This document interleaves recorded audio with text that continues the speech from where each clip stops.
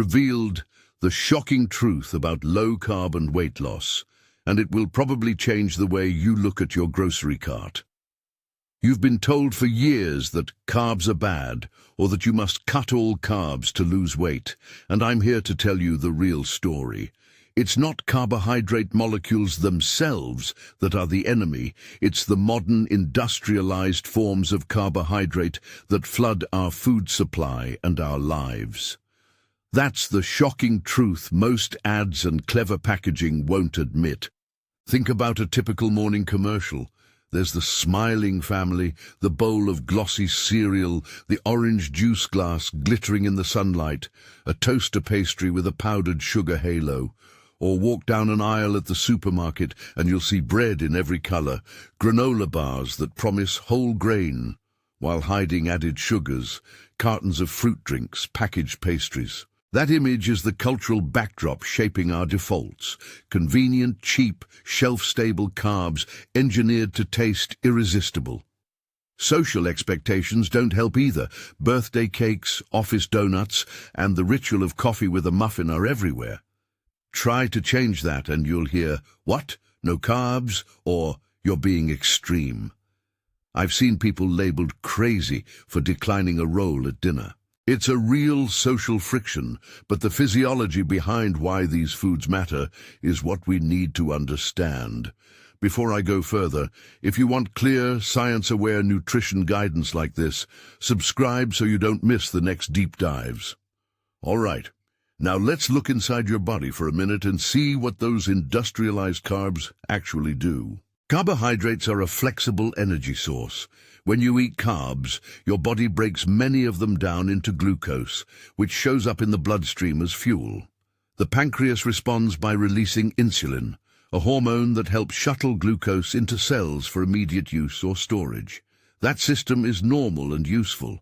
The problem comes when foods cause very rapid and large rises in blood glucose, the kind of spikes you get from sugary drinks, refined flours, pastries, and certain processed cereals. Those foods act like paper kindling. They flare up quickly, give you a sudden burst of energy, and then disappear in a puff of smoke, leaving you shaky, hungry, and often reaching for another quick sugar hit. Contrast that with slow-burning fuels. Think of a dense pine log on a fire. Foods like whole tubers, fibrous vegetables, legumes, and intact fruits release glucose more gradually, produce smaller insulin responses, and sustain energy over a longer period. Fat is a slow, steady burner too. When the body uses fat for fuel, it supports a more even energy flow without the roller coaster. Refined carbs, however, repeatedly pull the cord on the roller coaster. Spike, insulin surge, crash, hunger. Over and over, that pattern encourages frequent eating, larger total calorie intake, and a metabolism tuned to store energy quickly. Insulin does more than just move glucose. It's a signaling hormone. When insulin is frequently elevated, the body favors storing excess energy as fat rather than burning it. Over time, repeated high insulin levels can blunt tissue's responsiveness to insulin, a condition we call insulin resistance, which forces the pancreas to produce even more insulin to achieve the same effect. That escalating loop is one of the key metabolic patterns linked to weight gain and to the cluster of problems we call metabolic dysfunction. It's important to be clear. Insulin is not some mystical villain that instantly turns food into fat by magic.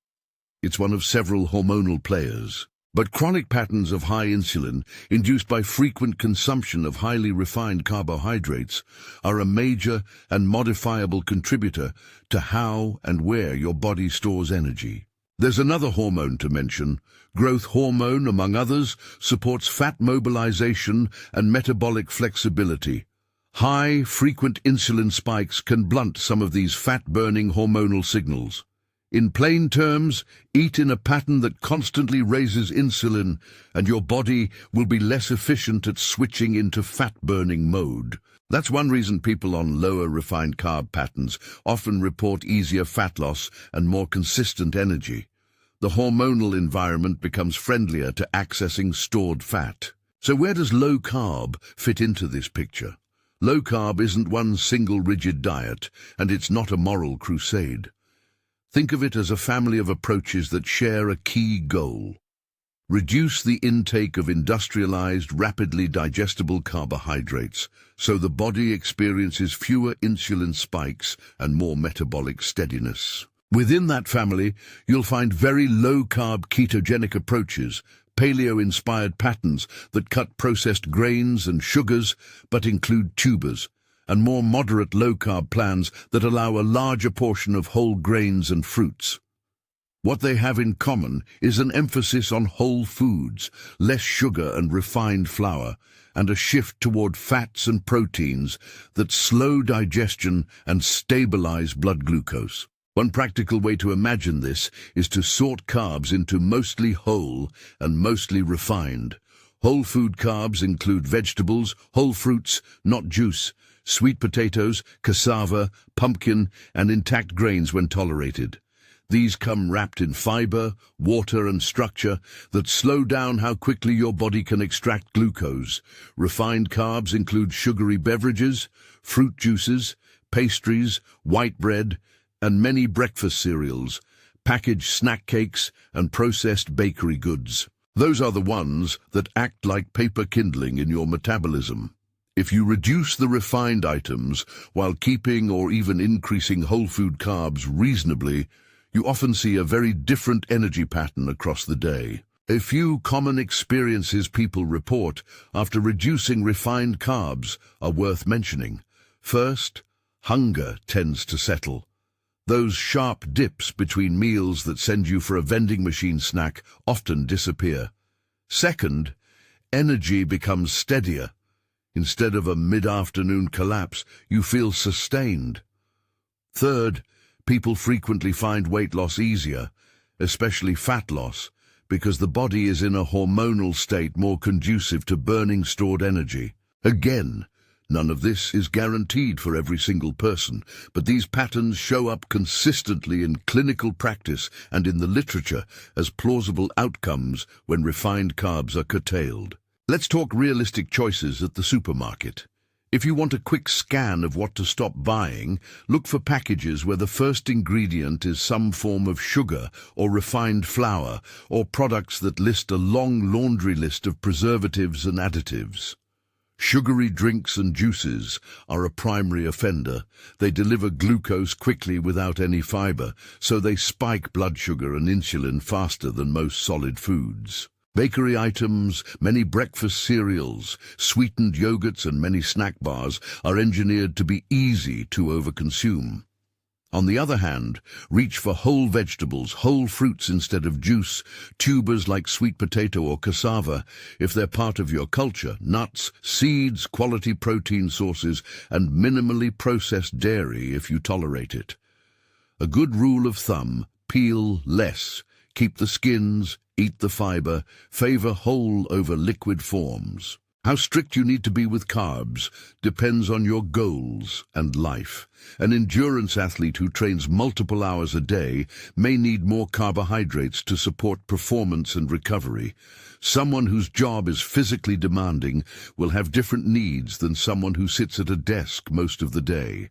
Cultural foods matter too. Cassava, yams, plantains, maize-based dishes are central to many traditions and can be incorporated in balanced, less processed forms. Low carb is a tool to be adapted, not a universal prescription handed from on high. There's also the practical combination of low carb with other strategies. Intermittent fasting, for example, often pairs well with a lower refined carb intake, because both approaches reduce the number of times insulin is elevated during the day, potentially enhancing metabolic flexibility. If you're interested, I have a follow-up video that explores how intermittent fasting and low carb can complement each other. That's coming next. But remember, these are strategies, not magic bullets. They may improve metabolic markers in many people, and they often help with hunger control and weight loss, but individual responses vary, and professional tailoring is a good idea. Let's be clear about the limits and the language here. Saying low carb may help is different from promising a cure. I won't say, "This will cure diabetes," or "You will lose X pounds in Y weeks." Those are unrealistic guarantees, and they ignore the complex, multifactorial nature of weight and metabolic health. Low carb reduces certain physiological triggers, and for many individuals, it creates a metabolic environment that supports fat burning and steadier energy. For others, different strategies, including higher quality carbohydrates, portion control, or exercise-centric approaches, may be preferable. That's why I recommend consulting with a qualified nutrition professional or clinician before making major changes, especially if you have underlying conditions, take medications, or have specific performance goals. What about the social and behavioral side? That's where half the battle often lies. When you start prioritizing different foods, you'll meet resistance from well-meaning friends and family who interpret your choices as judgment of theirs. You'll also face environments designed to tempt you back into the old habits, office treats, restaurant sides, and convenience options that are engineered to be both cheap and highly palatable. Practical tactics help. Plan how to respond now so you're not ambushed. Bring a simple salad or a protein-rich snack to social gatherings. Learn a few polite ways to decline that don't turn the evening into an argument. And have a couple of easy, tasty, low-refined options you genuinely enjoy so you don't feel deprived. Remember, sustainability beats perfection. Small, consistent changes often win over dramatic but brief attempts. A few specific, non-prescriptive tips to start applying today. Ditch sugary beverages and fruit juices in favor of water or sparkling water. Swap packaged pastries and sweetened cereals for whole eggs, plain yogurt with fruit, or savory alternatives. When you buy bread, check the ingredient list. If it's mostly flour and sugar, it's not giving you satiety per calorie. Include a source of protein and some healthy fats with meals to slow digestion and blunt glucose spikes. And if you enjoy tubers or grains as part of your cultural diet, prioritize cooking methods and portioning that keep the food whole rather than pulverized and sweetened. I want to reiterate something important. This is not about blame.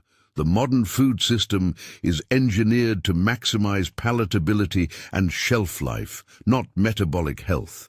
That system nudges us toward frequent consumption of refined carbs. Recognizing that context helps remove shame and replaces it with empowerment. You can change what you bring into your home and how you plan meals. Even modest reductions in refined carb intake can lead to meaningful changes in hunger patterns and energy. And for many people, that leads to better weight management over time. If you're wondering about metrics and how to know if a low-carb approach is working for you, pay attention to patterns rather than single numbers. Are your cravings less intense? Do you have fewer energy crashes during the day? Are portions becoming easier to manage without feeling deprived?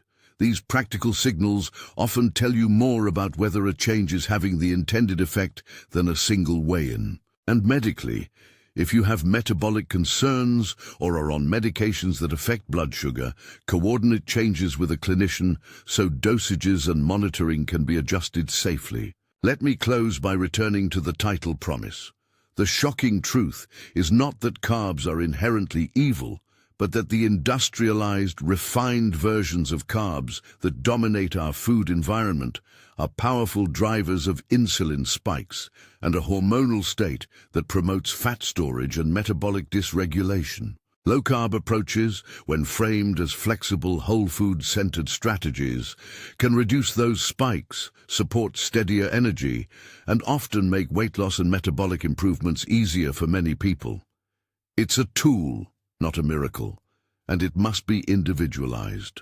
If you're considering a change, seek personalized guidance from a nutrition professional or physician to match the approach to your life, health, and goals. If this resonated with you, subscribe for more clear, evidence-aware nutrition content.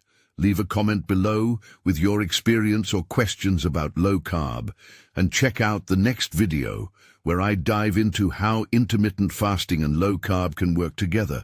Link in the description. The food environment is loud, but understanding what those carbs do gives you real power to choose differently.